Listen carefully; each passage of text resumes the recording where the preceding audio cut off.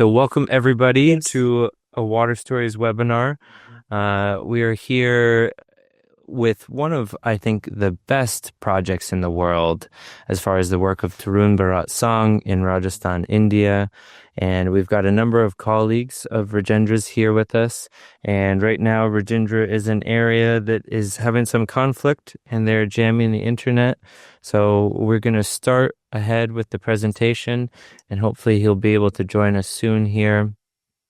I can see that in the poll that we did here, most of you guys have not seen the Reviving Rivers film, so I put that in the chat. I'm going to put that in the chat again right here. It's available for free. A very nice film that describes these projects, how they got started, and some of the results that have happened that have really been incredible. This is, I think, the very best water cycle restoration project in the world.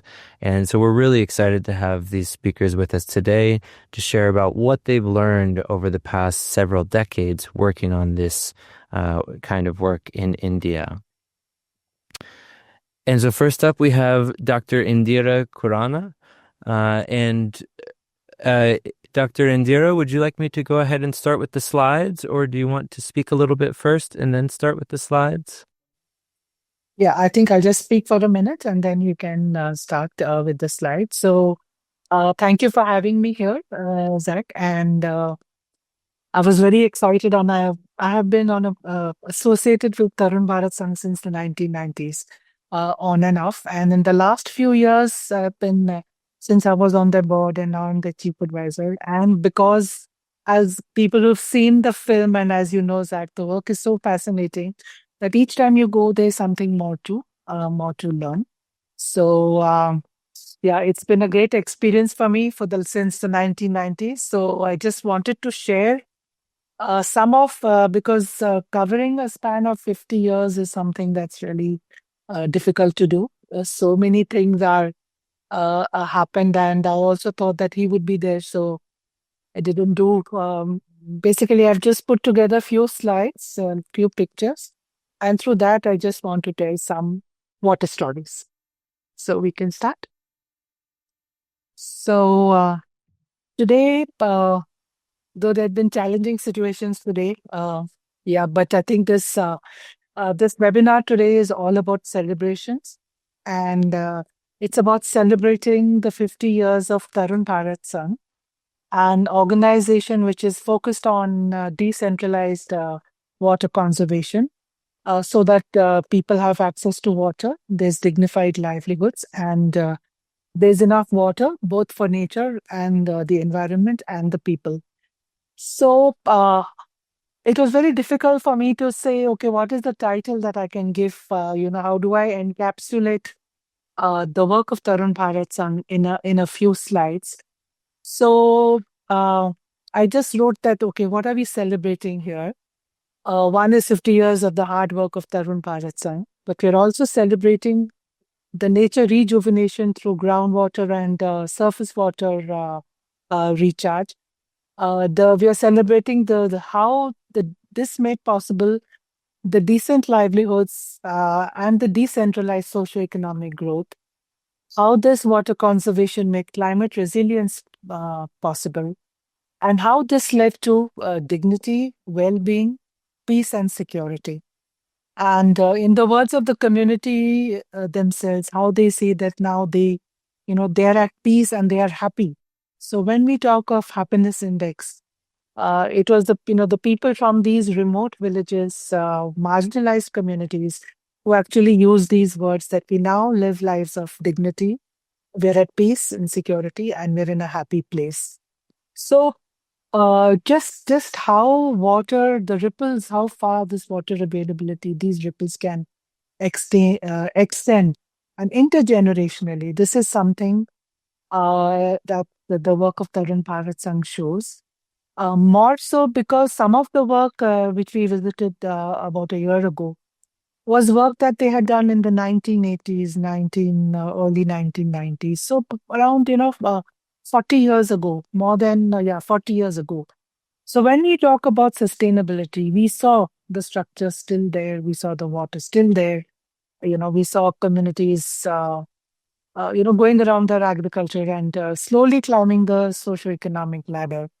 So even before the SDGs came into place, this is what we saw there. And there were examples of sustainability. And also, the people would say that, we have not had proper rains for, 3 years or so, but we are still not in a panic situation. We still can continue for 4 or 5 years. And one good monsoon is all that it's going to take, and we'll again be secure for another 10 years or so. So this is about drought mitigation and drought resilience. So I'll just start with one of the project areas, and it was very interesting to know. And I think Rajendra not being with us here today stands testimony to the fact, some of us who are the kind of the older generations, that Tarun Bharat Sangh goes where eagles dare only. So where nobody else goes, that's where Tarun Bharat Sangh goes, sets its foot there, wins the confidence of the people, and with their financial and social support, builds water conservation structures. So, reaching out to the most marginalized communities in terms of geography, in terms of other forms of marginalization. So, I'll just give an example in the next slide. Zach.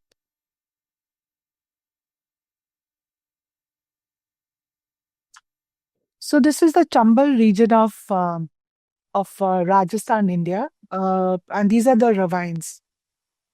And this is a very harsh geography, and the communities living here have historically been marginalized. There have been a lot of discrimination. And with this kind of geography, it has been very difficult for them to get any form of dignified livelihood. And if you see the photo on the right side, to my right side, it's the people with their backs to the wall. A lot of people took to a life of crime because there was no food on the table. There was hunger in the home. And so they took to looting and to violence, and also to mining. So violence against nature and violence against humanity was what these people were forced to do for their survival, and their discrimination, the caste discrimination that happened in some of the villages. If we go to the next slide, it shows like how these communities shifted, how these men shifted from bandits to water conservationists with the support of Tarun Bharat Sangh. And interesting to know that these structures were built with one-third contribution from the community. So Tarun Bharat Sangh does not do any work unless the people contribute at least one-third of the total cost, either in terms of financial or their labor. So they turned to water conservationists, and the next slide will show you how they revived the water resources. So if you see to the left, and I don't know if you can see, but I'm also there in the picture because I see Zach superimposing me. So I hope the others can see the pictures. But if you see to the left, there are these two streams of the Nehru River, which is a small 28-kilometer long river that has been revived due to the water conservation work. And to the right, you can also see this is actually a well, and this blue color of water, there's water actually coming out of the well. And this is, kind of slides in the hot month of March, where you can see that there's still water there. And if you see this, where I'm standing and taking a selfie, that's another river. That is the Sherni River, which was another river that was revived through water conservation work by Tarun Bharat Sangh. So in a scenario where rivers are drying, here are just two of the 20 plus examples where this water conservation work has led to a revival of rivers. And over time, lo and behold, these rivers have become perennial. If you go to the next slide, so from reviving the water resources, they now become farmers. So you see the farming that has been possible on the left side, and the one on the right is a big pond which was made in this difficult region. It's actually in a hilly area, and it's a huge pond that was made, and the vegetation on the surface is cultivation of water chestnuts. So that has been possible because of this stationary water body that is there. Water chestnuts, as we know, are the current superfood, which have a lot of vitamins and minerals in them. So they became farmers. And if you go to the next slide, so this also then led to cultivation of vegetables, food on the table, diverse diets, which also in turn improved the food security and also the nutrition security. If you go to the next slide, these are all pictures from the region. So how now women can spend some time with their children. The families can stay together because there is now water. Earlier, this guy is a former bandit, but now because he has a lot of these bandits actually then laid down their arms and took to water conservation. Many of them served their sentences. Tarun Bharat Sangh did work with the law department, the police department, and kind of negotiated that if it's possible to reduce their sentences because they had now laid down their arms by themselves and they were taking to water conservation and to agriculture. They served their sentences and then they came back. So now they also are not always on the run. They are, as they say, neither are we, because they're always constantly looking over their shoulder if the police is following them. Neither are they scared, and neither do they scare, terrorize people.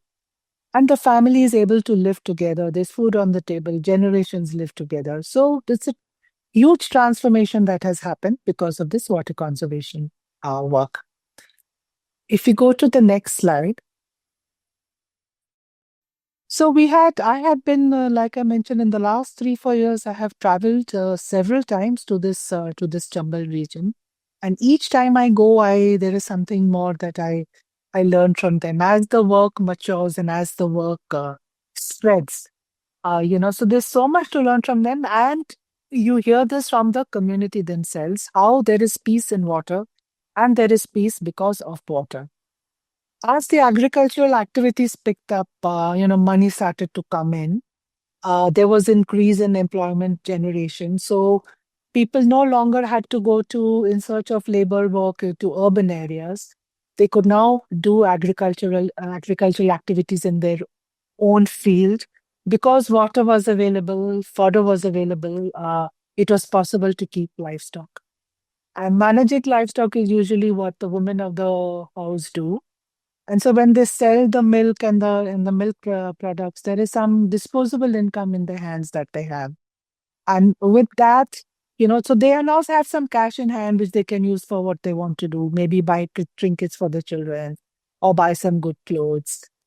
And some kind of a financial empowerment also of the women has happened because of this. And I'm talking of really depraved areas, so it may be difficult to understand, but having a few rupees tied up to this, what she's worn on her head, the scarf, at the end of that, these women tie that up and that's they use for whatever they want to spend on. And their aspirations are being met. So their temporary houses have now started becoming permanent houses. And you can see it when you go to the villages. They'll have, instead of a cycle, they now have a motorcycle. Some of them even have four-wheelers. I've seen even this air cooler, to take care of the extreme heat that's there. They have phones. So this kind of thing has, their aspirations are slowly, being met. Basically the basic needs that you want to just live a life of comfort and dignity. And for them, like they used to say that even if there was one dacoit in the village, the whole village would hang its head in shame. But now, because there is no, and people would get scared to go out after darkness. The woman would feel scared that if a dacoit came to their home and asked for food, they had nothing in their house. So, how would they feed them? So these kind of things that makes everyday life a challenge and now makes everyday life secure. These are some of the things that they said. There was ample food on the table, nutrition security, fodder, fuel was available. Families are living together. And the villages are secure and they live in dignity and they're resilient. And that's why they're at peace. I mean, what more the minimum tax that we want is that we want a family. If there's an aspirational reason and you go out of your house, that's something different. But although nobody wants to leave their house and their land.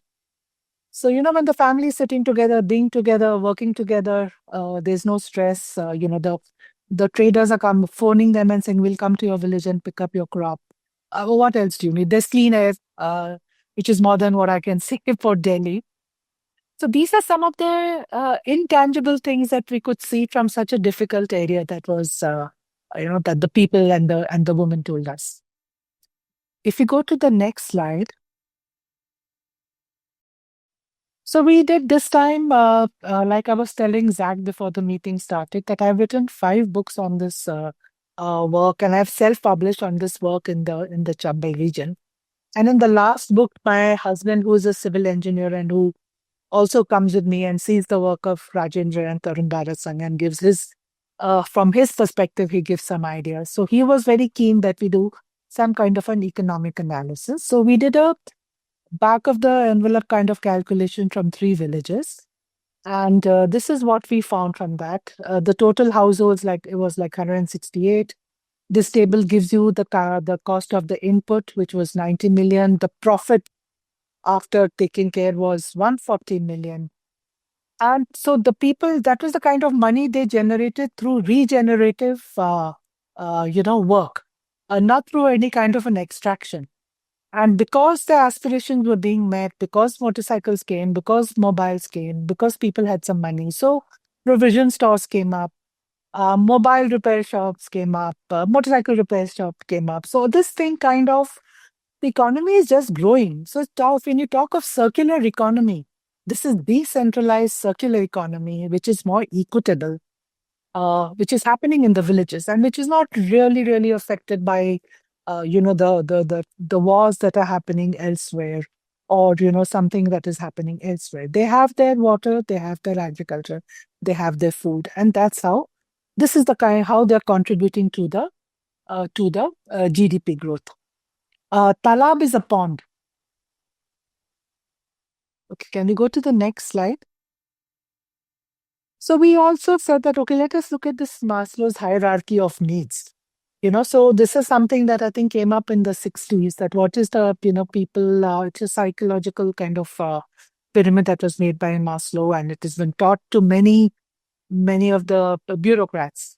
Okay, what are the minimum things that people need? So you start from physiological to safety to belonging, esteem, cognitive, aesthetic, and so on. So when we spoke in this book, what I tried to capture is what the people said about how they were before the water conservation work and how they are now, because there's water and, like I said, the change that has happened in their life. So they have kind of reached up to cognitive development, because they have spare time. They also have nutrition. So we know that if there is nutritious food, it affects the nutrition of the newborn. So, now they have good food, so their nutrition levels will increase and they'll be able to absorb better in the schools and so on and so forth. So they've actually reached that level. Aesthetic, I would say they keep their surroundings clean and they plant trees and things like that. But somewhere they did not even meet their physiological needs. That's where they have reached. If you go to the next slide.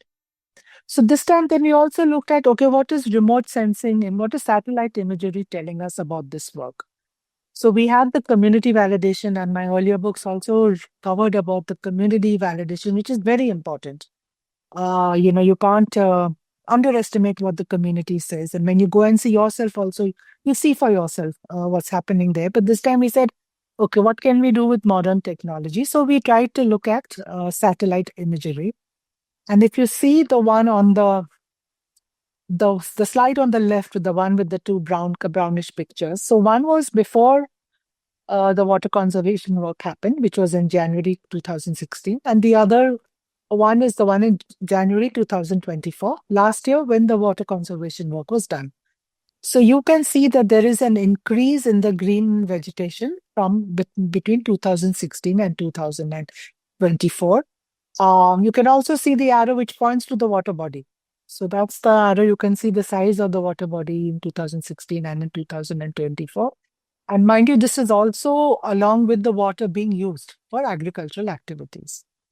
And if you see the one on the slide on the right, that is the water index analysis uh, that we did. So we saw that there is also an increase in the water retention that had happened because of this water conservation work between 2016 and 2024.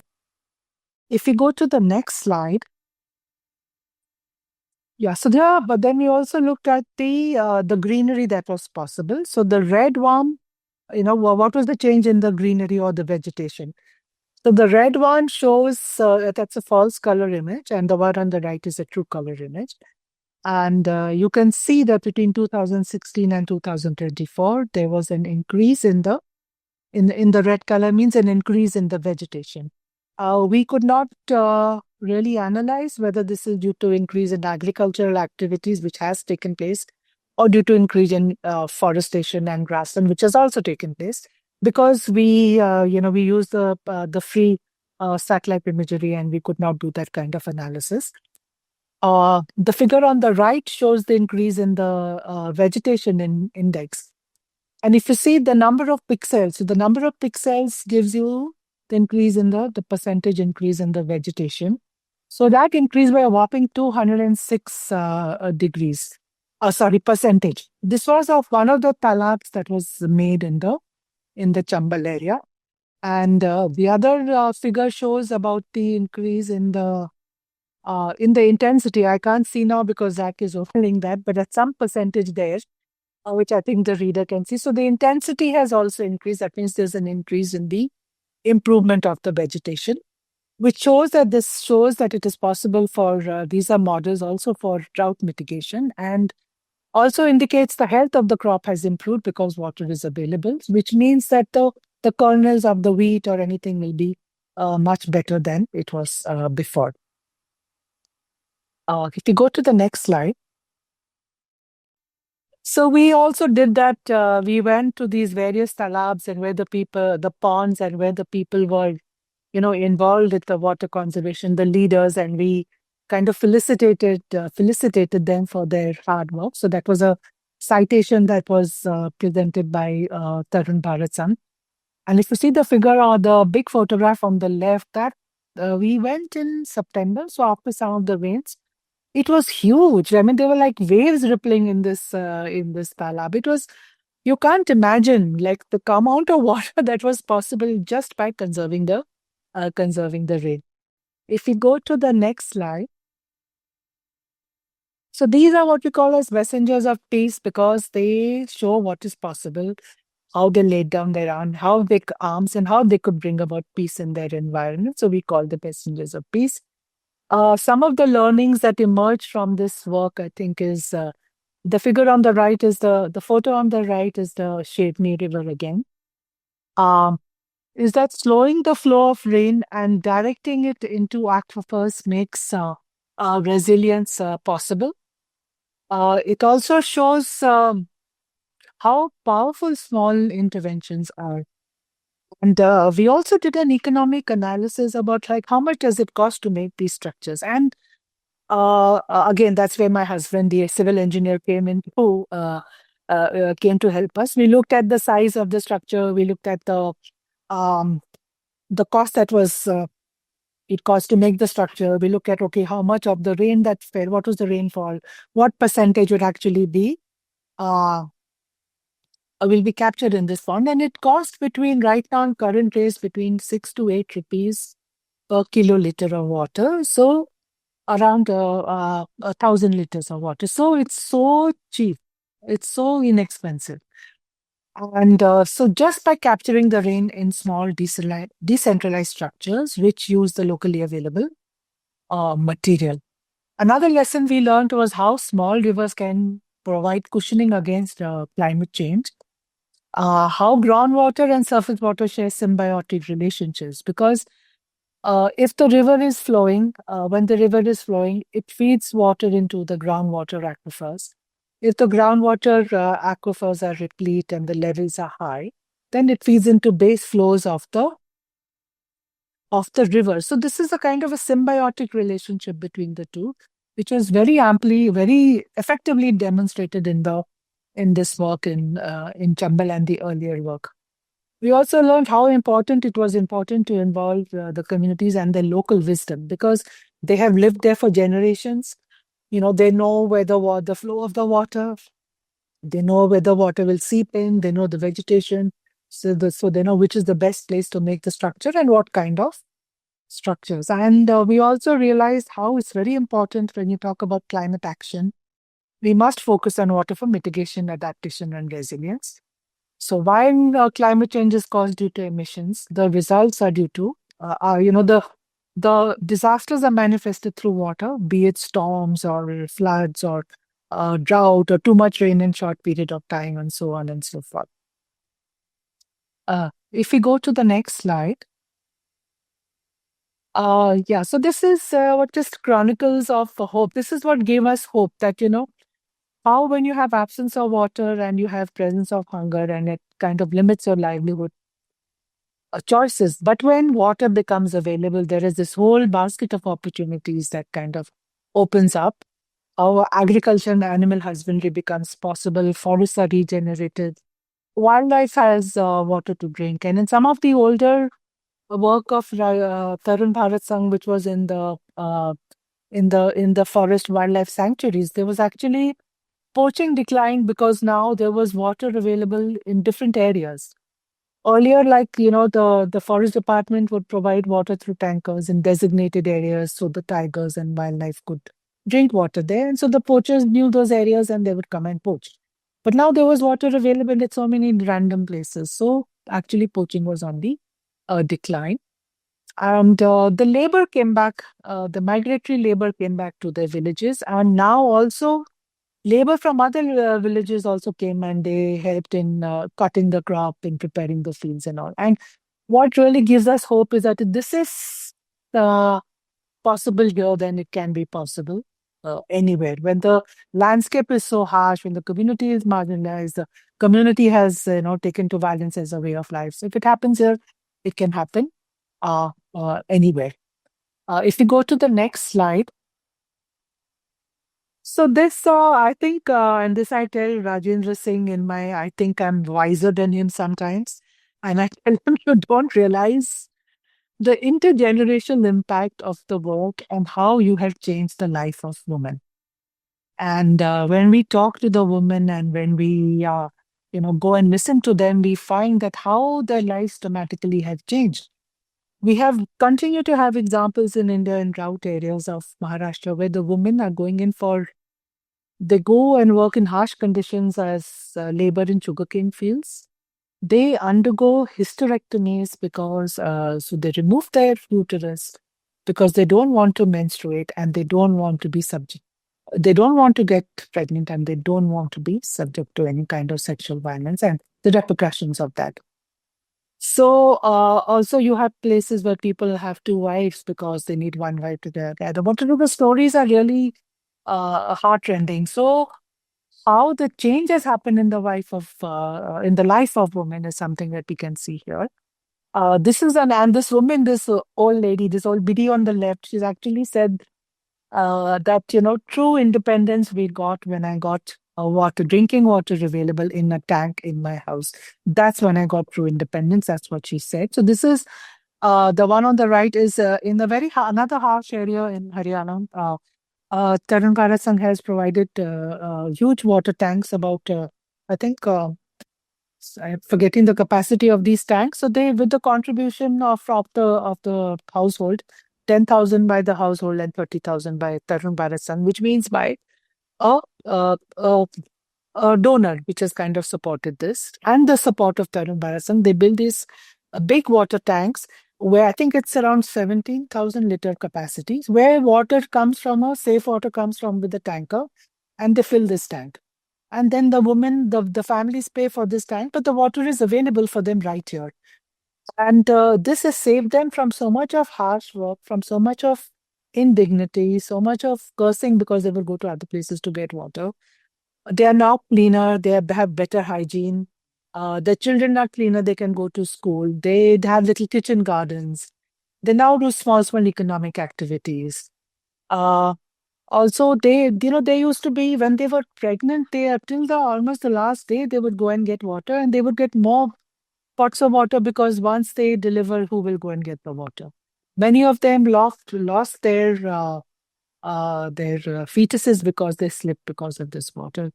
A lot of and because it's so hot here, they're very highly anemic. This community, they were facing the repercussions of the heat waves. So all that kind of transformation has happened just with this small intervention of providing drinking water. So we hear that it makes the change in the life of women, but the nuances of this change, these women from this Meerut region of Haryana helped us understand. If you go to the next slide. So these are just some pictures of the huge water bodies. So these are the large ponds that are stretching. Like I said, you can see the ripples.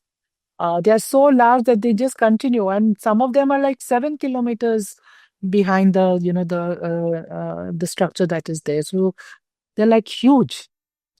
Um, if you go to the next slide. Yeah, so these are the structures that Tarun Bharat Sangh had made in the 1980s and 1990s. And last year, there was huge rainfall in this in Rajasthan. Unprecedented. I think it was once in like 75 years, this kind of rainfall. So we said, okay, we need to see what's happening to these old structures.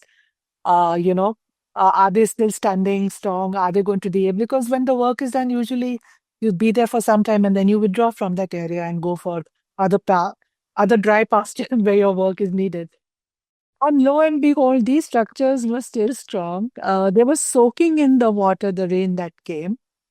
This was on there's a geographical, the GPS also. The one on the bottom left is a huge talab, the first village where Tarun Bharat Sangh did its work, that is Gopalpura. I think, Zach, you may have visited there.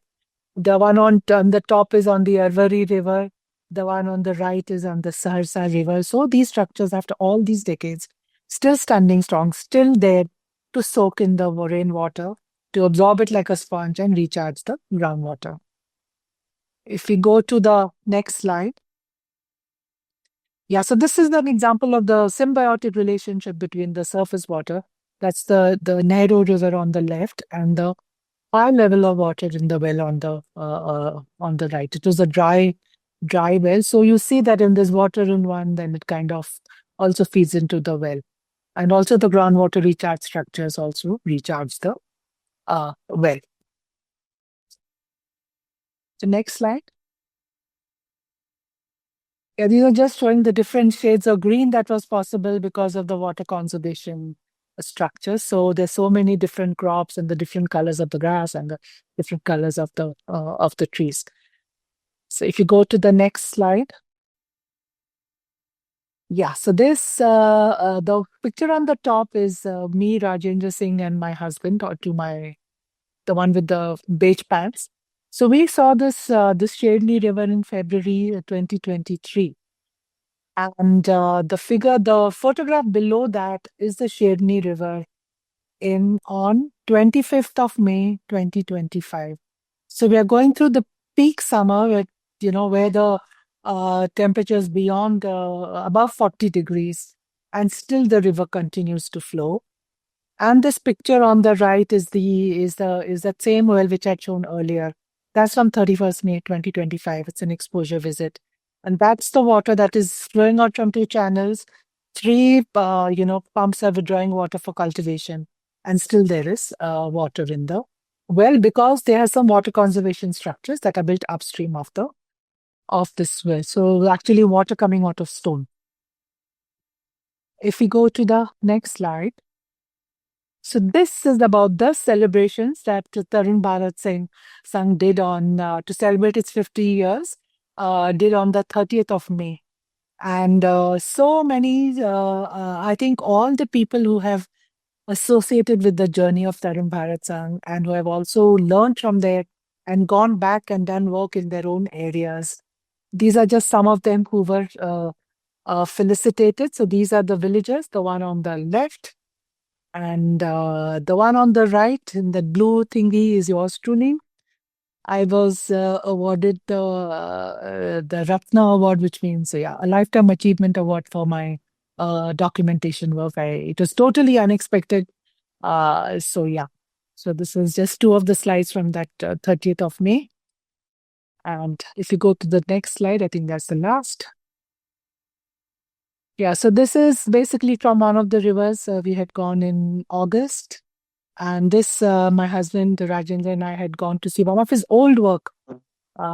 This is again in August. And right, oh, there he is. Baiji, this is my last slide. So here he has this a water spiritual area, Jaltit, water temple or whatever you call it, a spiritual area where it's a laboratory which shows how groundwater recharge takes place. And a lot of the stone from the land from where the ashram is made. There are pictures of photographs of paintings of different people and different who have worked on water and who have been inspiration for all of us, different religions, what they say of water. So I have my pride of place with my husband. The other side is Rajendra Singh and two of his gurus.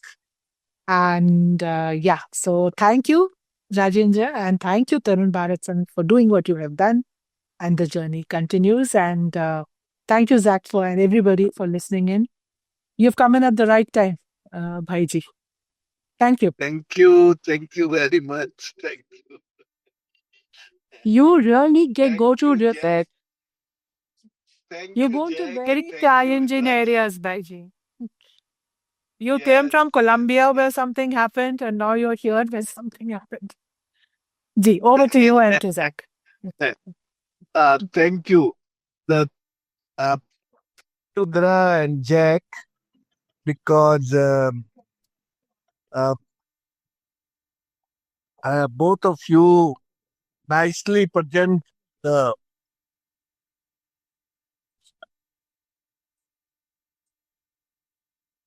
Oh, no, we lost him again. Rajendra, come back to us.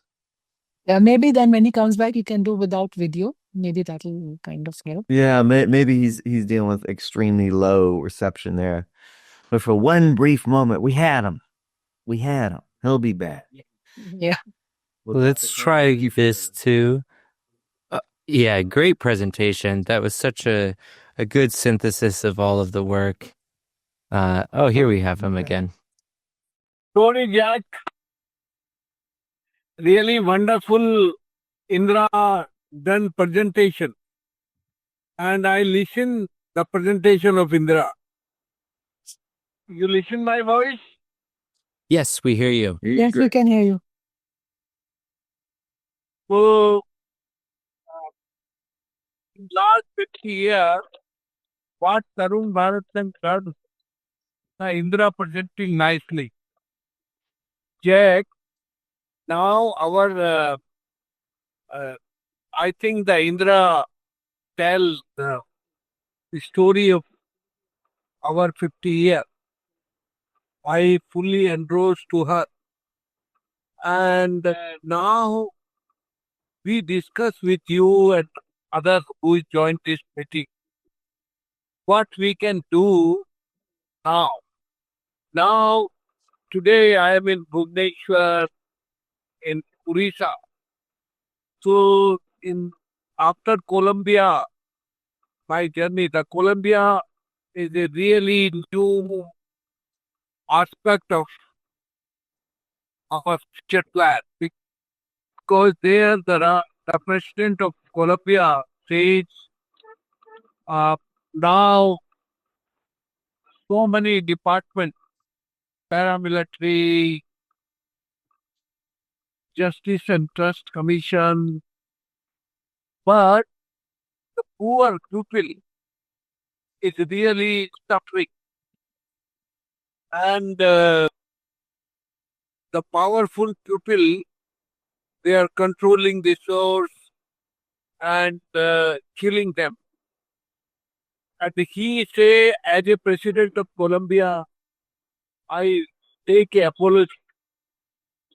I can't. I know. I am very much interested. I can do the help them, but I am not capable, they can help because by all judicial system,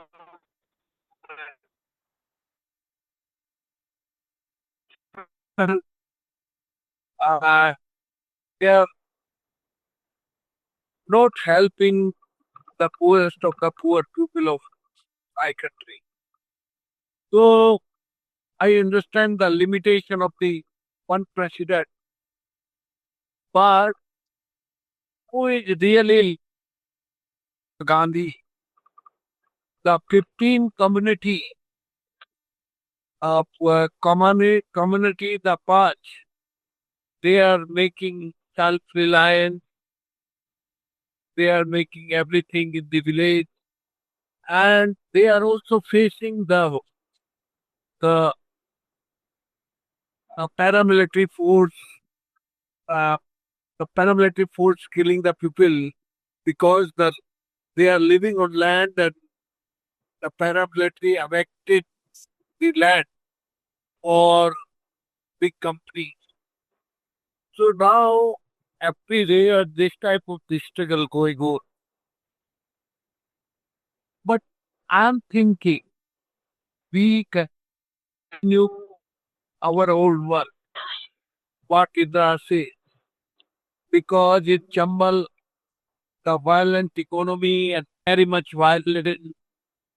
We created non-violent economy there, and more than 6,000 people surrender the guns at taking the water conservation work and agriculture. So this type of the change creating some seed of hope in my mind, and we continue in next this work because this is a real type tested success in our life and teacher for the pupil of that reason. So this is really a great seed of hope for Tarun Bharat Sangh and for the public. So this is a, a decision on 30th May 2025. And we feel our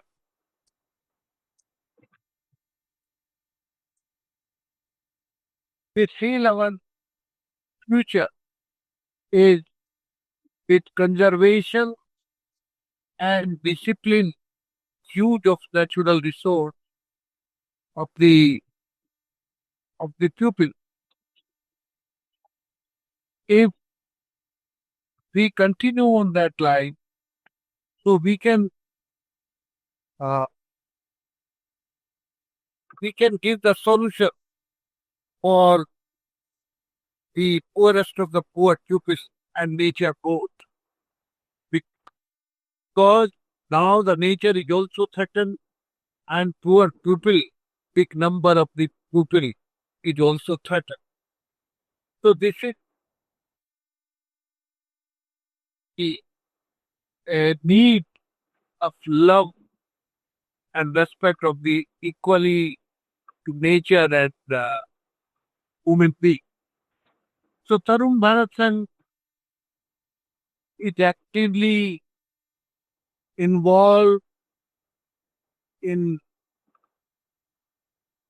Rajasthan, but now on national level, very much involvement of the national level and international level.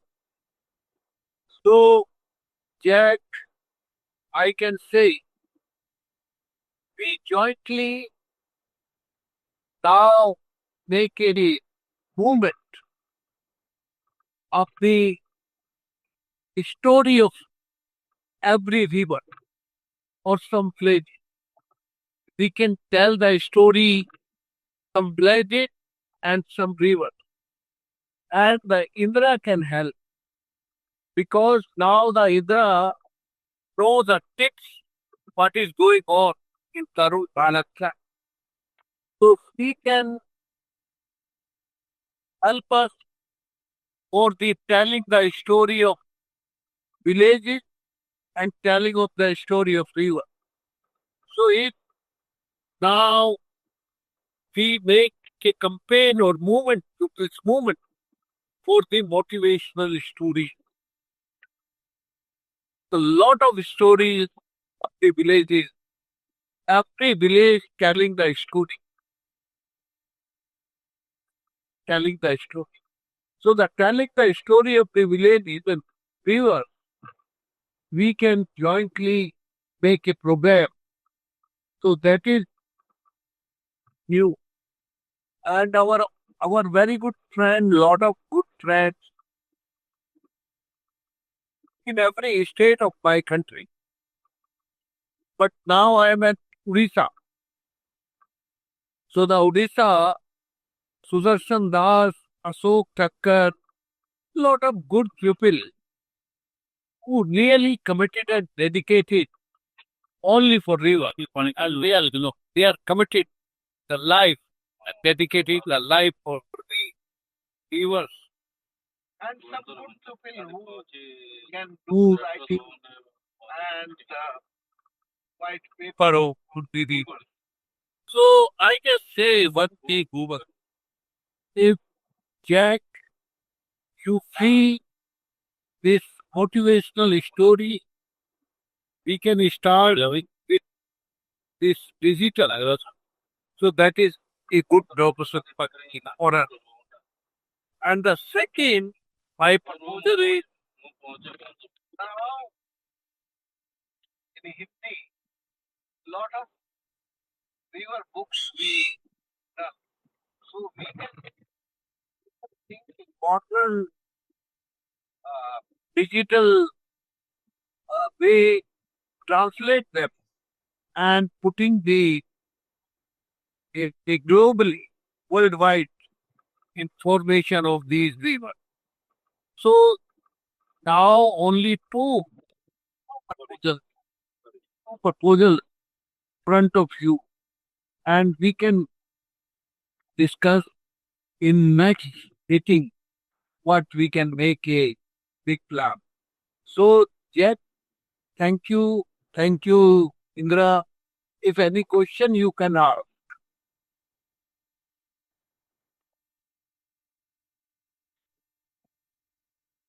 Excellent. Thank you, Dr. Singh.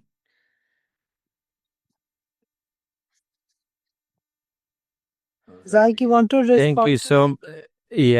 Thank you so much, Rajendra, and apologies, folks, for the connection here. One of the big things that is really important about the work that Tarun Bharat Sangh does is they go to the places that no one else goes. They go to the conflict areas, the areas where everyone else is too scared to go, and they find the ways to help those people. And so currently he's in an area with some conflict and they're jamming the internet connection. So at first we couldn't get him on Zoom at all, and now the connection is not so great. But what he's explaining is how it's really important for communities to share these stories with each other, to share these stories of their rivers, of their landscapes, of their cultural heritage, in order to create this better common future that we're all looking to create. And this is really important because it's not just these efforts, it's not just the science of water cycle restoration, it's not just a movement, this is really a cause. This is a cause that people can believe in, that they can get behind, and that they can move forward in order to execute. And so it's really important that we share these stories with each other. As we saw with our poll at the beginning, more than half of you guys still haven't seen the Reviving Rivers film.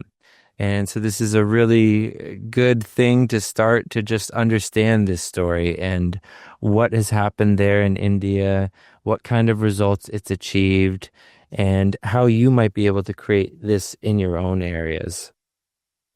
And these stories of communities are also very important because we see all around the world communities really struggling with water supply, with the health of their ecosystem, with their agricultural production, with migration, with all sorts of different issues.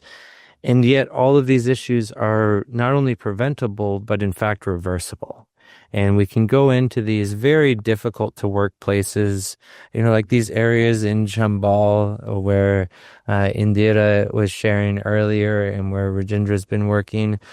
They're very challenging places to live, and the people don't have many options. And so if we can really bring hope and bring a viable future to these places, that makes a system that is more and more accessible to everybody.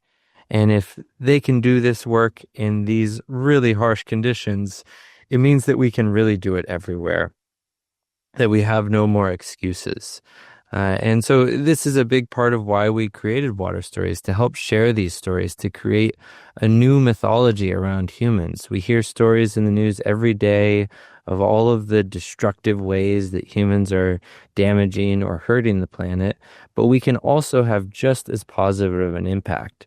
If we start with love and respect for water, if we start with love and respect for nature, we can create some really incredible things. So there, they've revived the flow of rivers, they've reduced the local temperature, they've brought water back to wells, and where it was very slow to start, it now is moving quite quickly. And because people can see the results, you get more and more people coming to this cause every year. And so it's really hopeful in terms of what humans are able to do in order to create a better common future, not just for other humans, but for the wildlife and the landscape as well. Dr. Indira or Prem, would you guys like to add some more pieces as well to this story? Dr. Rana Pratap is also there. So yeah, we have Dr. Prem Sharma and then Dr. Rana Pratap. Excellent. Oh, okay. Thank you. Are you able to hear me clearly? Yes, you sound great. Absolutely. Okay. In fact, I'm very happy that you are doing this Zoom webinar. I happen to be like a outside watcher of the outside eye on the work that Rajendra Bhai and his Tarun Bharat Sangh have been doing over the last 50 years. I got connected to or associated with this work, or let's say my first interaction with this was in, I think, 1996, when I was trying to document people's movement in watershed management or water resource management all over Asia. I was working for United Nations Food and Agriculture Organization. For a long time I worked. At that time I was heading the Asian program for Asian countries. And while I was searching for exactly successful of people's movement in water management, watershed management, nature conservation, I came across the work of Rajendra Singh in addition to other good works in India. And then that's where I thought it's a fantastic work demonstrating how resilient communities can revive their entire natural resources, of course, through water harvesting, and completely transform their societies. The work then was seen at that time by, I tried to get all Asian decision makers to come and visit this work. Later on, I remained spiritually connected to the work, even though I kept working for Food and Agriculture Organization of the United Nations. But on and off during my vacations, I'll go and get in touch with Rajendra, have a visit or things like that. Most recently, about a year back, he asked me to visit the Chambal area, which I did for a few days. And after that, Indra Bahenji requested me to write up as to how to estimate the impact of all this work, which she has very well documented and demonstrated on socio-economic level, cultural level, but also on the climate side. In fact, documentation of direct impact of water harvesting, water management on the entire natural ecosystem and how much it can sequester carbon dioxide or the greenhouse gases from the environment can be done. So I tried to help them see a methodology for it, which Indraji later on published as part of one of her documents that she was working on at that time. That little piece of few pages is there. If anybody is interested in how to document, how to quantify impact of water management on the carbon sequestration in the upper catchment areas, above a water body, below water body, and in the water body itself is there. The work, of course, is very admirable. So congratulations for the successful effort that Tarun Bharat has sung under the leadership of Rajendra Bhai over such a long time. He is not only limited to direct work that Tarun Bharat Sangh was doing and still doing. In fact, by 1995, 96, 97, first 5 rivers were already in a way model examples of how they can be revived, rejuvenated, made perennial. Now there are many, many more. But he started by the early 2000s, he started networking with sister NGOs, sister CSOs all over India. That work, a quantification or impact of that work in a way is still hidden. As Rajan Bhai himself was saying, there is a need to tell that story, document that story as to how the work was impacted all over India. Hundreds and hundreds of small non-governmental works, community, civil society organizations are involved in small to medium level works, trying to replicate what has been done and demonstrated in Rajasthan by Tarun Bharat Sangh. They got inspired by it and then they implemented it. So in a way, all over India, this movement has been going on at least for last, I would say 25, 30 years after Rajendra Bhai or Tarun Bharat Sangh led by Rajendra Bhai has already proven the idea of knowledge, people's knowledge can be used for reviving entire ecosystems and transforming the lives of the people, their livelihoods, their culture, including impacting their culture, as can be seen. Complete transformation of cultures in the Chambal area, where from completely violent people, it turned them into completely non-violent spiritual people. I don't think I should be talking more. The impact all over India, and then in last 20 years, he started networking globally. In fact, I was just in the mid-90s trying to bring Asian countries to see his work, but he himself, in last 25 years, have gone tried to bring impact globally. You all are part of that network, I presume. That documentation or that story also is still hidden, even though all of you are involved in it. But it's a good time when somebody puts some effort. I'm saying these things to somebody. I myself am not able to do it. But I think it's a good idea.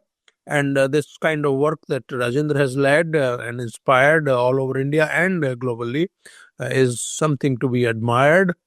It should not remain a unique work, because then it will lose its value. So he himself has led the way as to how to replicate it all over India as well as globally. Its impact not only at national and international level, but also its impact on carbon sequestration, on reducing the danger of climate warming up, uh, still can be documented, because what I did was a little methodology only, but it can be, in future it can be in fact demonstrated as to what a significant impact it can bring. 20 to 30% of the carbon sequestration of the earth can be handled by good conservation agriculture, which not only impacts the agriculture part, which is the smaller part, but the upstream catchment gets revived. As Indraji was trying to show through satellite images, that the areas are looking greener. That's because when the pressure on upstream areas reduces, especially of livestock, those areas naturally get revived.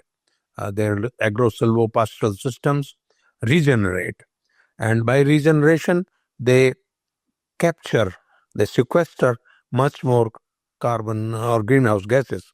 That way, reducing the greenhouses in the environment. I mean, I could keep talking and talking, but I don't want to take more time. I want to felicitate, congratulate Tarun Bharat Sangh and Rajendra Bhai and his entire team. Some of them are as old as I am, probably, or probably even older than me. But they have been working hard for a long time. But it is very satisfying to see the work transforming lives. So congratulations, Rajendra Bhai and Tarun Bharat Sangh. A wonderful work. Keep it up. All of you who are connected to him also are doing, I understand, wonderful work. So if you can document it more and more, it will become available to the whole world slowly. Thank you very much. If you have any question on that, I have been an outside observer more than being directly involved, but intimately, spiritually connected to it. In a sense that I was always available for advice or talking to them. Yeah, thank you. भाई आपको सुन के हमेशा मजा आता है यार. Oh, Rajendra Bhai, you are hearing. Nothing new I have said, but I admire all the hard work that you have done. नया मजा आता है हमेशा सुन के आप. Wonderful. अच्छा लगा, बहुत अच्छा लगा. Good to hear you. बहुत अच्छा मेरे को भी लगा कि आप हैं. Thank you, Prem. Thank you, Mr. Sharma. Appreciate your words. There's a lot of interest in the questions people were asking about. Is there any documents? You mentioned the ability of these structures to sequester carbon, and a lot of people were requesting if there's any links to those documents. That would be very appreciated. Or any case studies or documents which show the impact Tarun Bharat Sangh has had. Actually, Indra Ben asked me to write it up. So I did write it up a year back, and she included it in one of the books that she was working on at that time, out of which she has made this presentation. Actually, this entire presentation is part of, probably is given in that book. So there is a chapter there. There's more also. Indra, do you get available to them? Yes, if I wanted to check with Zach, Zach, since it's difficult to get everybody's email, because these books I can send the soft copy. If I send it to you, then is it possible to just send it with the mail to everybody? Yep, exactly. We can send it along with the replay to this webinar, and I know people would really love that. So that would be great. Yes, I'll send a soft copy to you tomorrow. Super. Thank you so much. So they will find towards the end of because this was probably the last later idea. So she included those that write up in that document towards the end. Last 5-7 pages are there, but it gives an example of how to quantify the impact on carbon sequestration. There was a method in my madness, Dr. Sharma. That's why I came there. But thank you for doing it, because It's a start, like you wrote. Well, you made me do it. Great to have that. Yes. Love it. I think we have Dr. Rana Pratap Singh also. I think he was also your panelist. There's so many. Oh, wow. We have a lot of panelists. Oh, okay. We have Dr. Pratap Singh and then Rajendra Singh. I didn't know about the other panelists. Well, excellent. There's some good Dr. Rana, here. Oh, go. well, real quick, Dr. Rana Patrat Singh, are you with us? Would you like to speak a bit? If you could unmute yourself.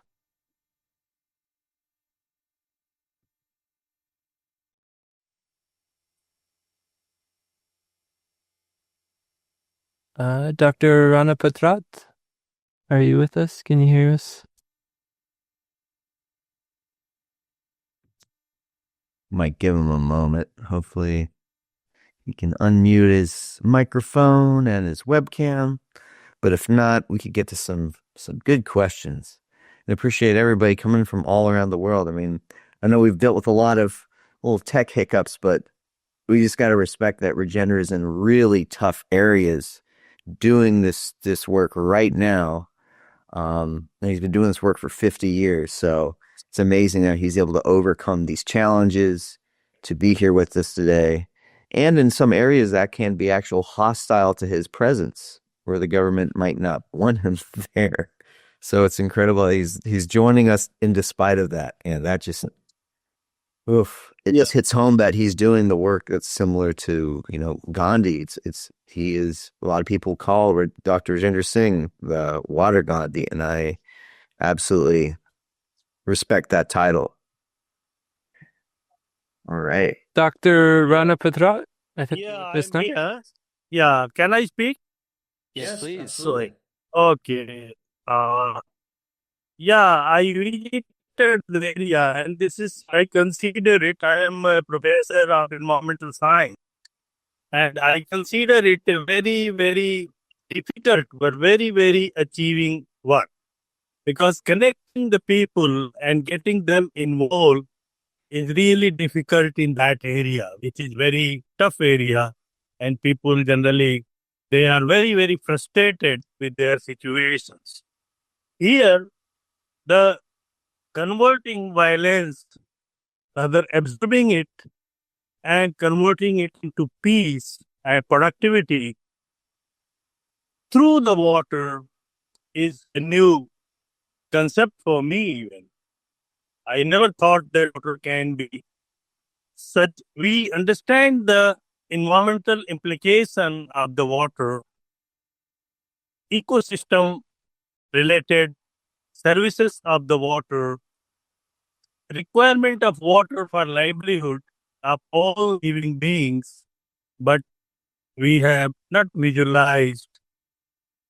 Yeah, so just I want to close it by saying that achieving peace through the water, achieving livelihood through the water, and achieving a social transformation through the water is a very, very significant outcome of this work. And Well, we actually we made a film about that, the impact that water cycle restoration has on peace.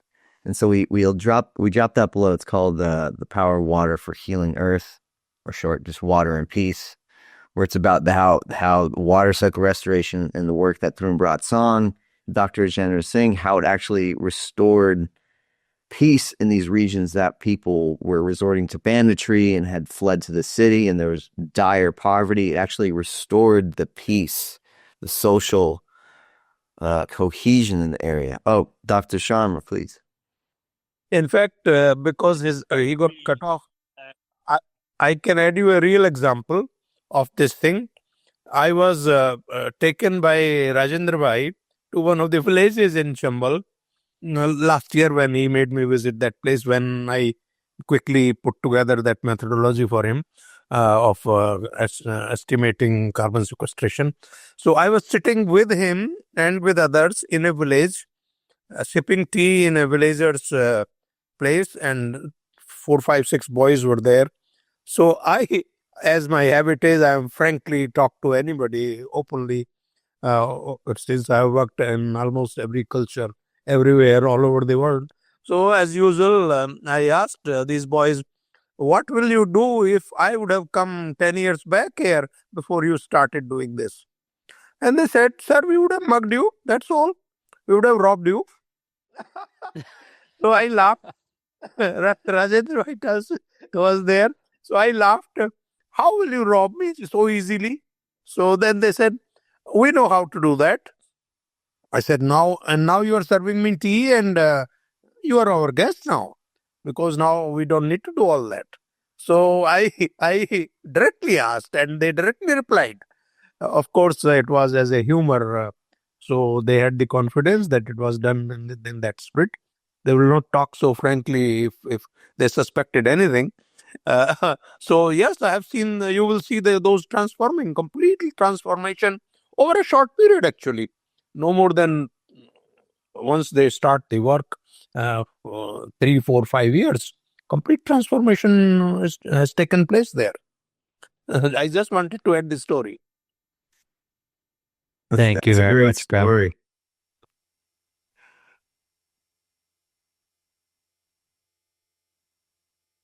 Yeah, that's wild. Some people think that, crime, it's like, oh, these areas that are suffer from crime, it's permanent, but to see the power that that water cycle restoration can impact, like the way that can stop that's quite remarkable to hear about that. All right. Zach, should we go to some questions now?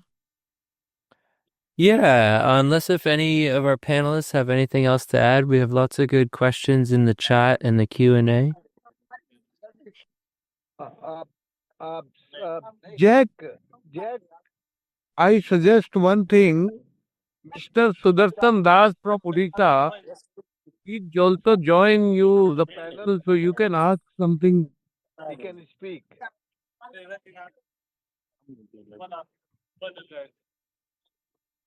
Yes, who is this, Rajendra? I didn't catch I your will name. suggest you can ask to Sudarshan Das. Is the panelist Rajendra suggested, is he on here? Hello. Do you hear me? Yes. Now we got you. Yes. Okay. Good evening to all of you because here it is evening time. So good evening to all of you. Me and Dr. Rajendra Singh, we all are traveling. We have been traveling since yesterday and we had visited one river, one lake, and today we have visited 4 rivers and attended 2 meetings of the persons who are seriously engaged to rejuvenate the rivers of Odisha. I belong to a state which is in the eastern part of India, and I have been working for the protection and rejuvenation of rivers in our state. Tomorrow we are going to have a state level convention on protection of rivers of Odisha. And while telling this, I would like to say that Odisha, the one of the states of India, which is located in the eastern part of the country, is blessed with huge water resources. We have around 1,81,000 water bodies and 11 major rivers, 2 very, very big lakes, and thousands of small tributaries and other small rivers also, streams also. But unfortunately, all those water bodies, rivers are so badly polluted that the survival of the people is at stake. And surprisingly, the villagers who are just on the bank of the river, they are unable to get drinking water or water for their irrigation. One is there is dearth of water in many rivers. At the same time, wherever water is there, they are quite polluted, and people are unable to use the water of the river. And the main reason that the main reason behind such conditions of our rivers are due to over exploitation of the water by the corporate houses. And number two, they are also the culprits in polluting the water resources and rivers also. So third is that encroachment of the rivers in our state. It's done in a huge scale with along with the sand mining also. So all those things contribute greatly for the damage of the water resources, rivers, water bodies in the state. And this part of the country, that means the Odisha, the state that where I belong to, is blessed with huge mineral resources, whether it is iron ore or it's coal or it is manganese or bauxite. All those we are blessed with huge even natural resources like minerals, and that minerals had become the threat for the river's survival. The rivers are endangered because there is a huge mining activities going on all along the state, especially in those areas which are inhabited by the tribals and the forest areas. In one way, the forests are being, deforested, and the forests are the cover of the forest is going, minimized because of the mining. And second, these mining activities also pollute the rivers, and for that also the rivers, the streams, they are drying up. So we in Odisha, we are really, on one side we are blessed with huge water resources. At the same time, we are cursed with the bad impact on the rivers and water resources, and the survival of the people, and especially the tribals, the poor people, has become a really a sort of a agony for all of us.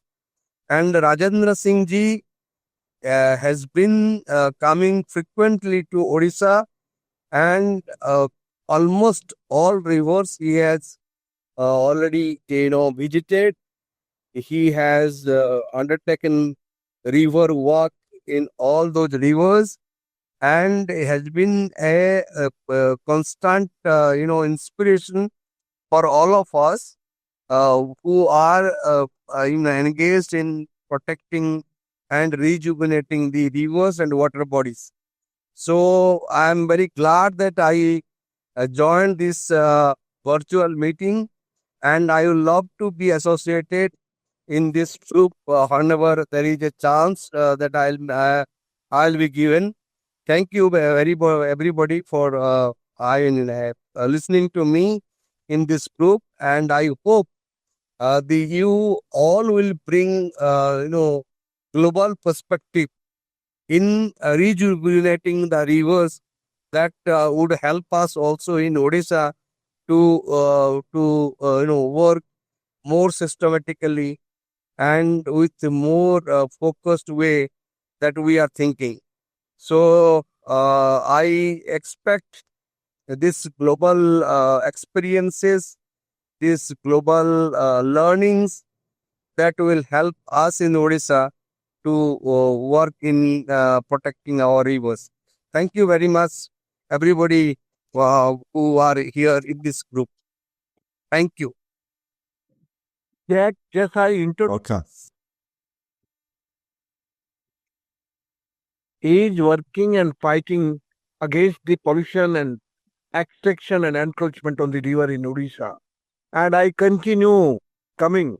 So tomorrow, on the 50th year of Tarun Bharat Sangh, tomorrow the convention of Odisha River Warrior. So we are giving a respect or award to um, my friend Sudarshan Das, a river warrior, tomorrow.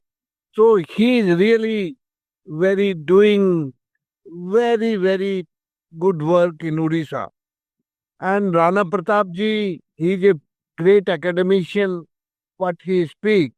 So I feel this is a way make a big family who can tell the story of water.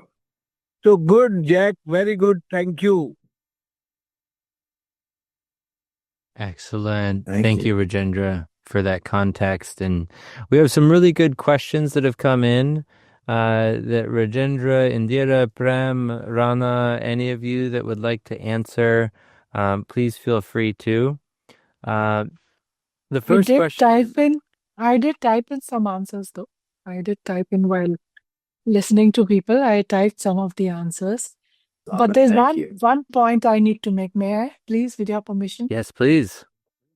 Okay, so I think what this work of Tarun Bharat Sangh shows us all is the importance of small rivers. And see, each large river is it's made up of several small rivers or tributaries that are streams that feed into that. So if we start if we start with the small streams itself, that is closer to the people, that is easier to handle, and you can the people who are living next to that stream can see the benefits of that result. So you start by the bottom up approach kind of thing. So you start by reviving these small streams and rivers, which then go and feed into the larger rivers, which then go and feed into the larger rivers, and ultimately go into the sea. So these small rivers are like the tips of the circulatory system. So if we can take care of those and we can get success in that with that, then that kind of is inspirational and it gives people encouragement that yes, it's possible to do. So I think that is important, and that also helps in decentralized water availability and then climate resilience. So we need to understand the significance of these small streams and rivers and the importance to revive them. Absolutely. Very good point. Thank you for including that. And going through some of the questions in the chat here, has increased aquifer stream water brought more moderate rains, better effects on climate, less floods, and less droughts? I'd like to respond to that. In the first book I wrote on this rejuvenation of rivers, there was a scientist from Czechoslovakia who had come and looked at the work of Tarun Bharat Sangh, and he kind of prepared a model. And so those slides I've taken and put in that book, which show how the transformation that took place and how the water cycle is affected. So yes, even when there are trees, there is going to be a decline in the temperature. So, and also because there is vegetation, then there is more transpiration that takes place. There is more water vapor that goes into the atmosphere. So the local changes in the monsoon cycle is possible, but definitely there will be a decline in the temperature. So those slides are the part of that book. So when I share the book, it's very easy to understand from that. And I also take this opportunity to invite you all to please come and see the work of Tarun Bharat Sangh and learn from there and help us also learn from your work. So it will be a good two-way kind of an exchange. Fantastic. That's a very generous invitation that I hope lots of people here will take you up on. Yeah, Zach, you had a great time when you went there, right? Right. Oh, amazing. And so eye-opening to see. I mean, just seeing these places that are just some of the harshest places I've been. And you can't even imagine living there without the water bodies that have been created. And yet you go there and it's full of life, it's full of water, it's full of greenery. The people have healthy animals, the people have food. It's really quite impressive, the changes that have happened there in this region. So really seeing is believing for these things, and to be able to see these places yourself, you'll walk away a changed human being. And that leads to one of the questions here that I thought was quite interesting. Have these practical methodologies of healing erosion and rehydrating landscapes impacted any surprising healing in your personal lives? Let's ask Rajendra Singh what he feels. Because he spent 50 years in doing this. There we go. I I think Indra, that, this work what you are presenting today, that work say the stop the erosion and silting. So the stop the erosion and silting by with the small water bodies and recharge the underground aquifer. So this science rejuvenate the river. And that is not only the rejuvenate the river, the rejuvenate the civil society and rejuvenate the ecology and environment. So this work very simple. So the question is, how Sustainable. the question is, how Yes. has this kind of work changed you, affected you, your inner self? Me. Yes. Yes. This work changed my mind, my heart, and my action of my hand, because this work very much related with my heart. So when this work start from the heart, and the heart acting for love, and love action creating confidence and trust. So before 70s, I don't have this type of the trust on this work.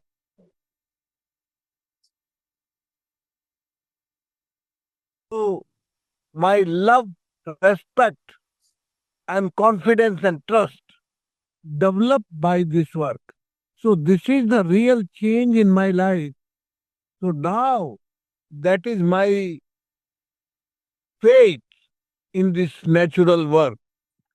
And in the end, I can say this is my dedication and commitment for this work.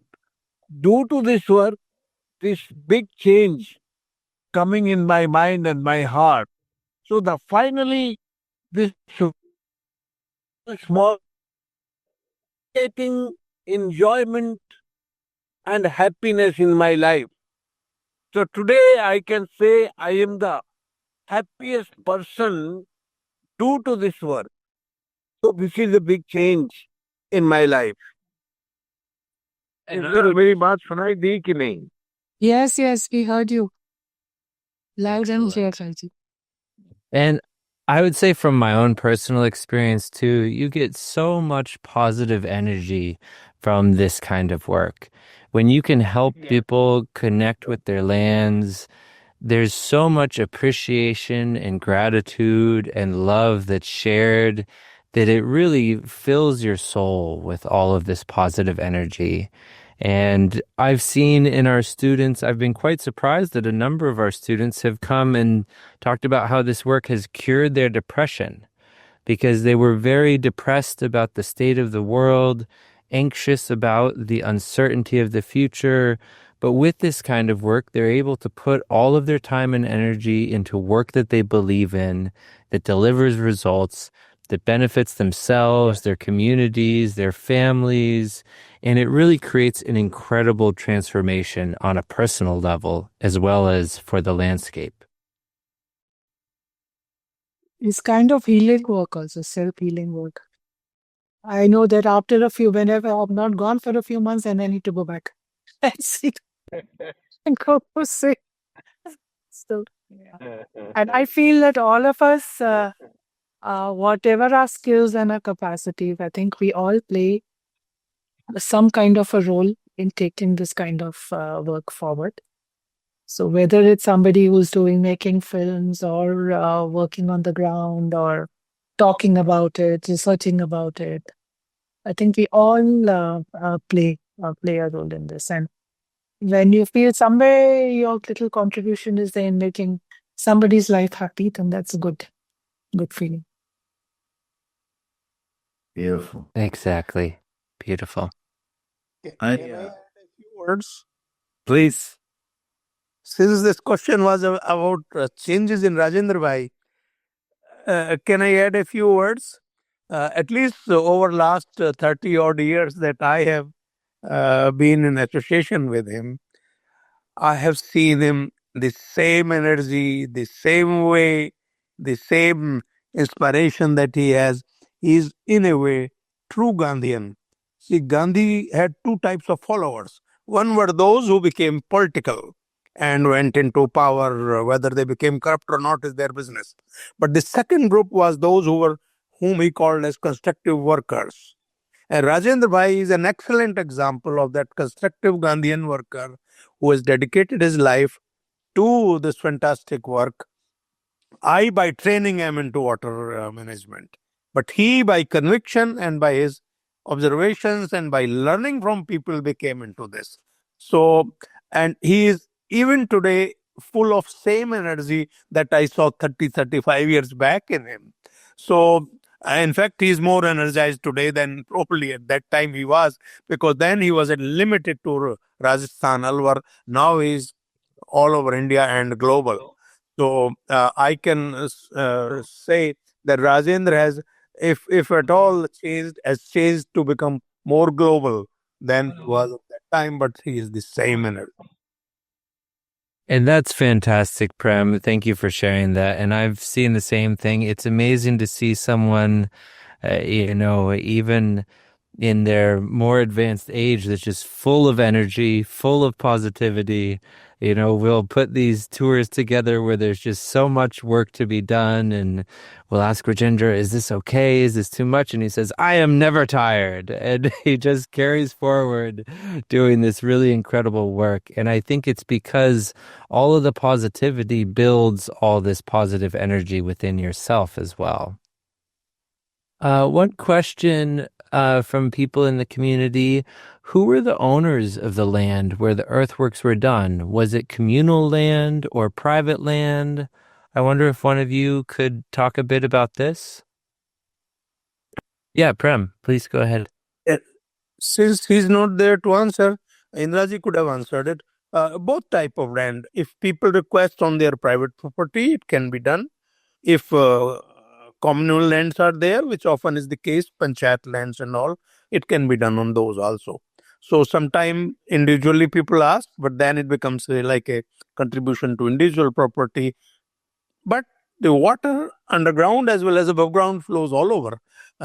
Impact is global in the sense entire watershed, the mini watershed where it is done. So it can be both. Most of it is on panchayat lands, communal lands, but can be on private lands as well.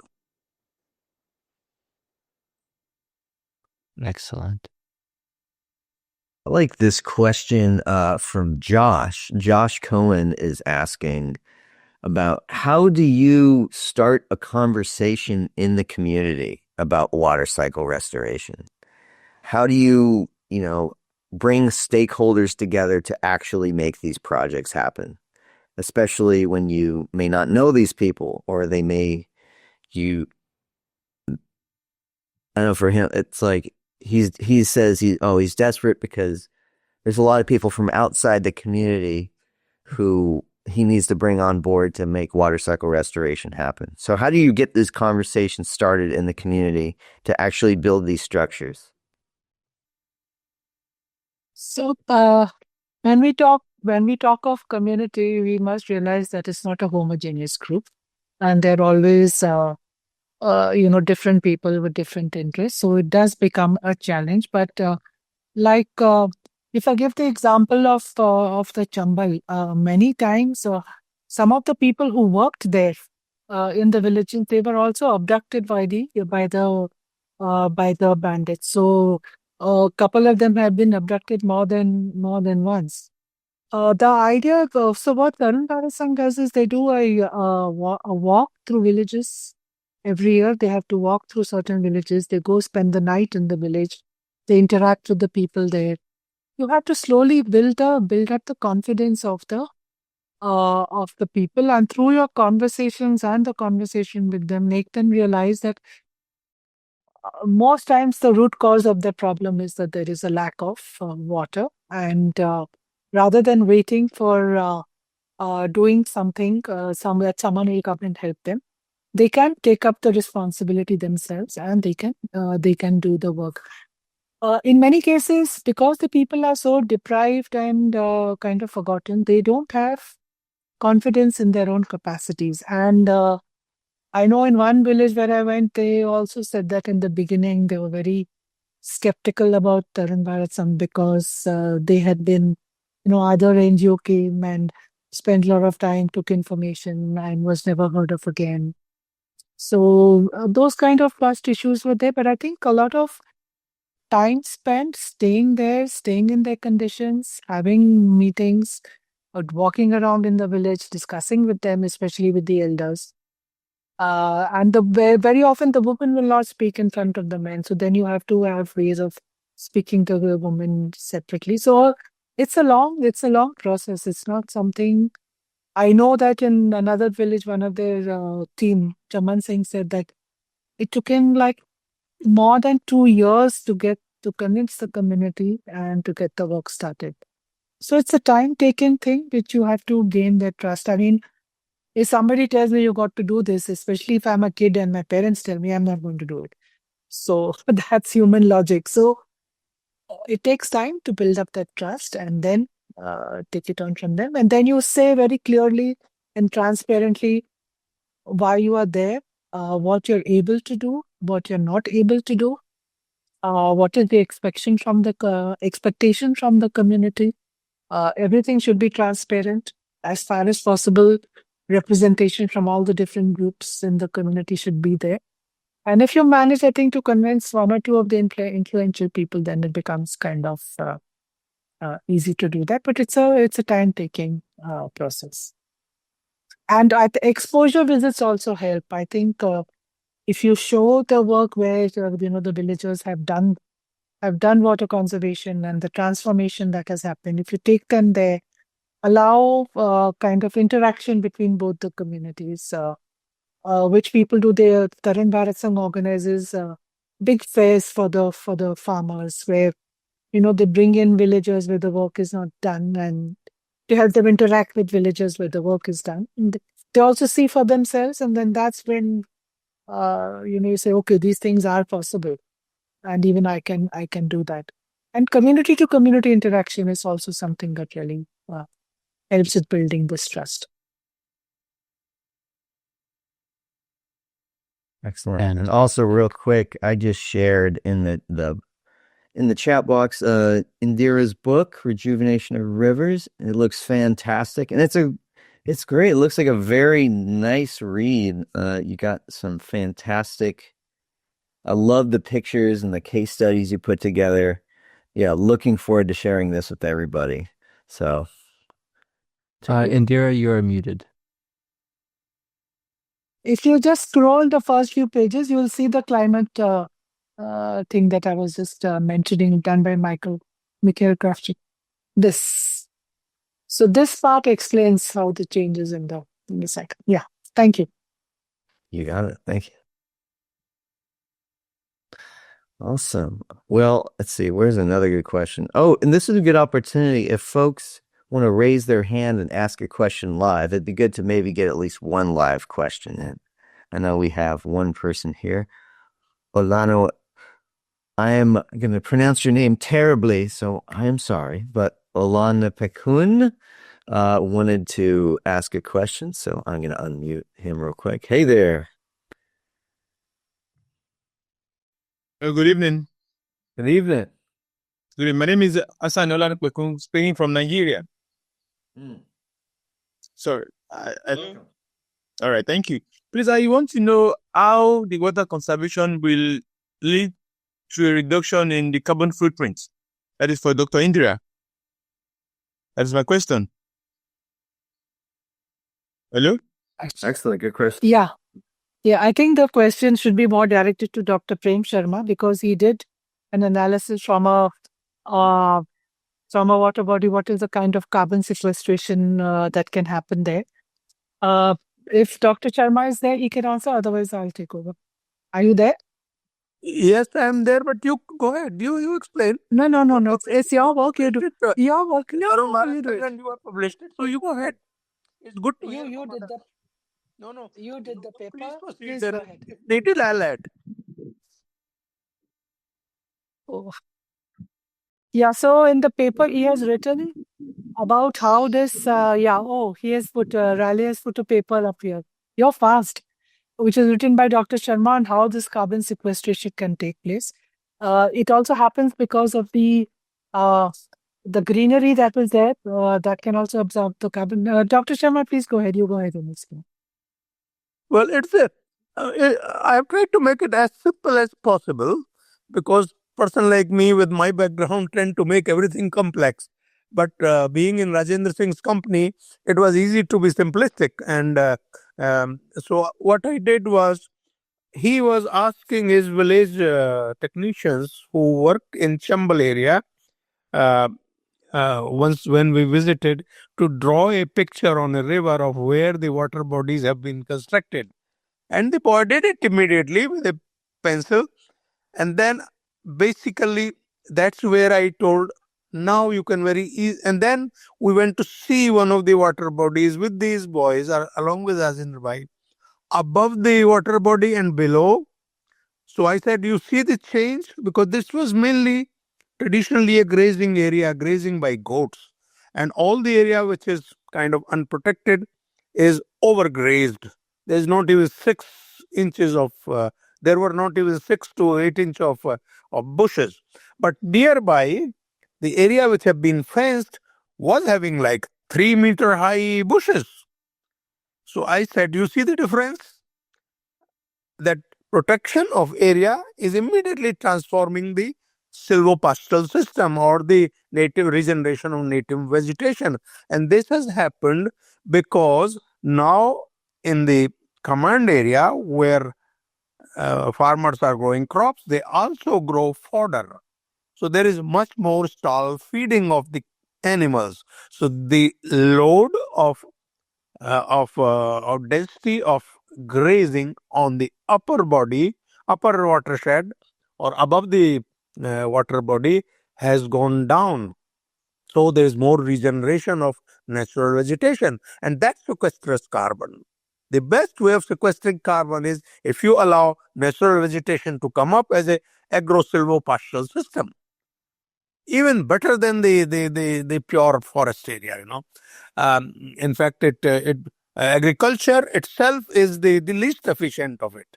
But agro-silvopastoral area in upper, if reduction of grazing load happens, which will happen if you start stall feeding the animals, or if you start growing fodder for feeding animals, then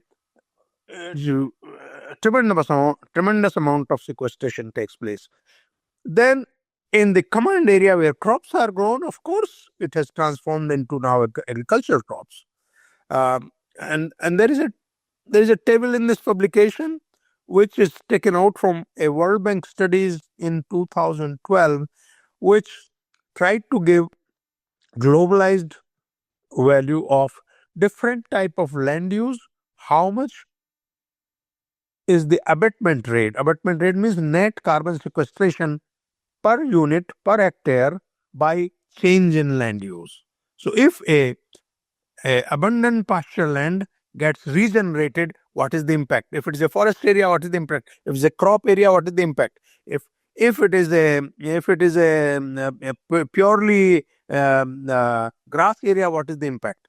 So from there, I took the data, multiply by how much area is in what land, becomes in what land use, and you get how much sequestration has been done.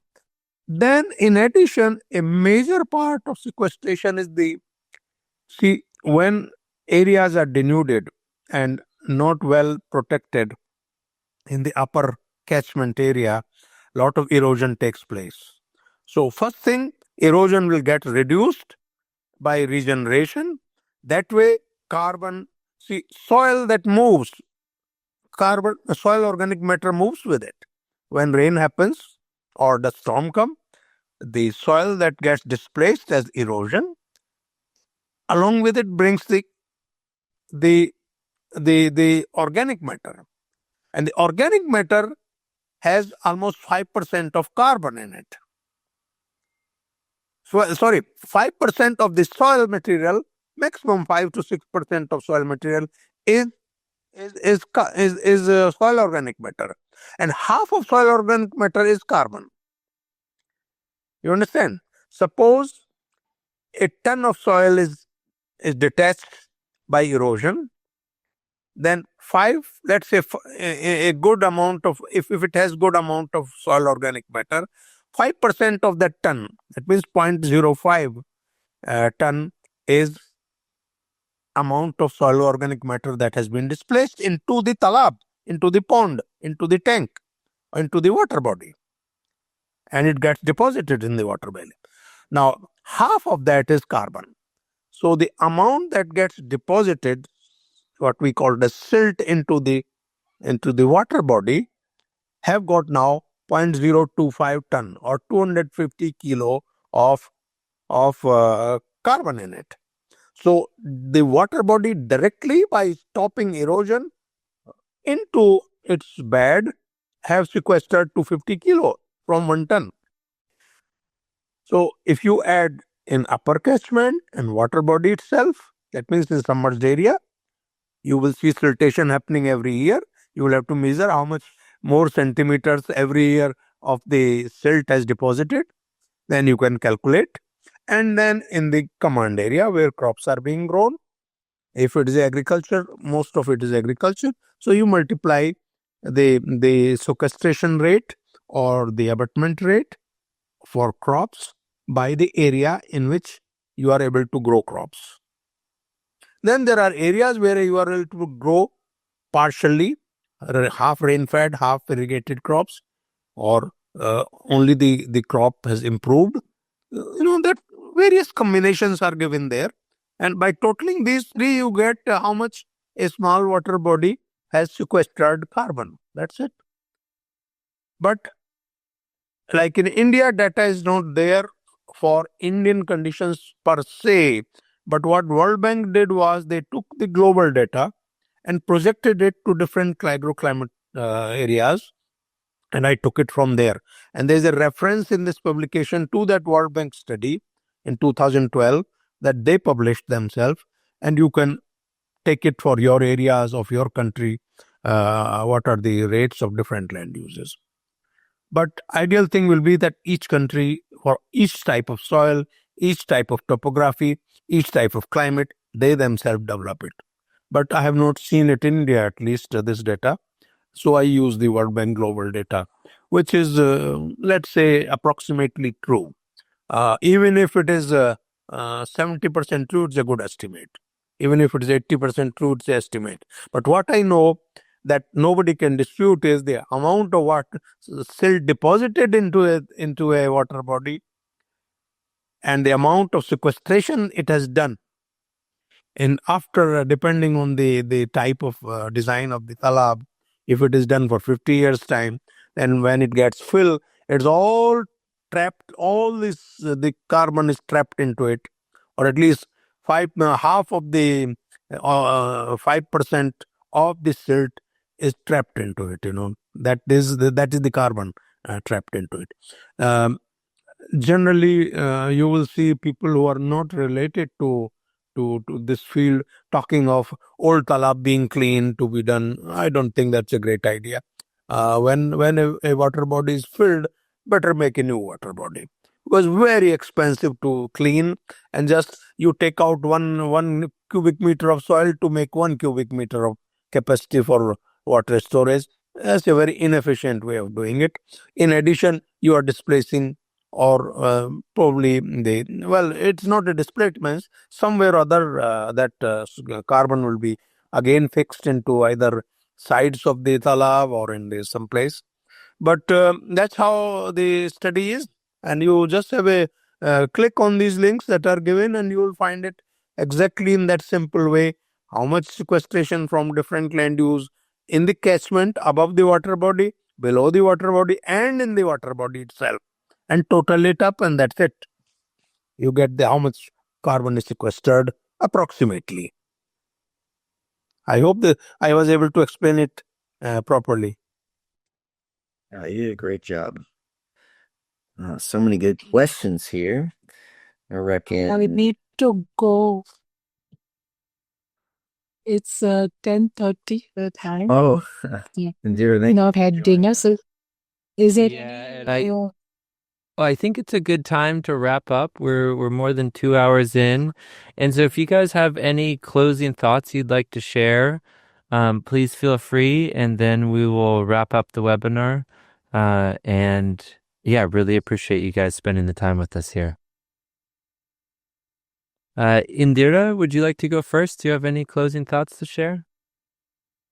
No, I think it was a great discussion. Very good questions, and a lot of publications in the chat also have come, which I was taking photographs of the references, so I sit and read them also and understand. And great to know that you have such a good community which actually came in. I think this is absolutely doable work.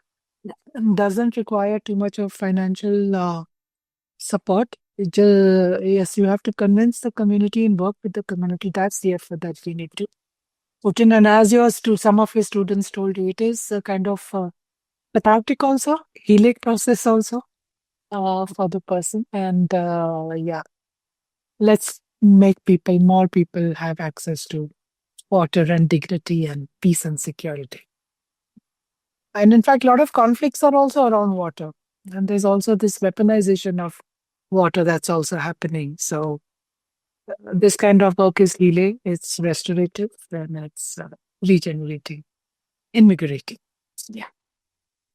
Let me add that in the 90s, mid-90s, late 90s, I myself had got a lot of stories done from the work that Rajendra was doing in those days when the first 5 rivers were regenerated. So all those were very widely published also, all over Asia, all over the world. They were also distributed by United Nations Food and Agriculture Organization globally in those days. You will, and Rajendra Bhai himself have presented them in various water celebrations in Sweden, from where later on he was awarded the award. So these stories have been written for a long time, but there's a need to expand on them and to make them more national and global. Thank you. Excellent. Thank you both. This is just such amazing work that you guys are doing. Really appreciate you guys giving as well the scientific context to this kind of community cultural work. And I want to just emphasize how realistic and attainable this is for every one of us. We can all play a role in restoring our local water cycle. We can all play a role in bringing water back to our communities and landscapes. And all we have to do is get started. Have a little bit of love and respect for water and nature. Start trying things. Listen to the landscape. See what works. Adapt as we go. And we can really create a greener and bluer tomorrow in the process.